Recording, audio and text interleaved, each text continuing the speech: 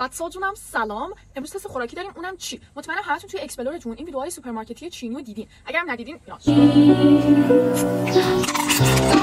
حالا امروز قراره به خواست خودتون براتون چند تا از خوراکی‌هاشو تست کنم و بهتون بگم که چه مزه‌ایه. اولیش این زردآلو مانندایی هست که همش میخورن. من نمیدونم واقعا میوه است یا چیه. حالا خریدم که با هم دیگه تستش بکنیم. توی زردآلو میده عملاً.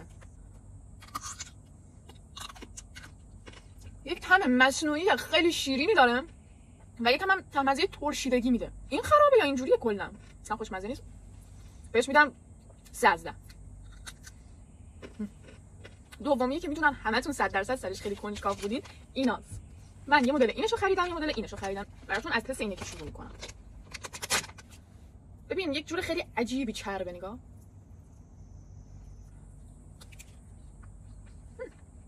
تنده، یه طعم مزه کباب میده، کبابای چینی البته. خیلی تنده. و خیلی چربه. ولی خوشمزه است. من خیلی دوست دارم. حالا این یکی کمتر تنده و مزه گوشتی خیلی بیشتری داره. بدی نیست. من خودم شخصا ترجیحم اولیه بود و اولیه از 1 تا 10 8 میدم، به این از 1 تا 10 6 میدم. همین دیگه. دوست دارین خوراکی بعدی که براتون تست میکنم چی باشه؟ حتما برام کامنتش بکن.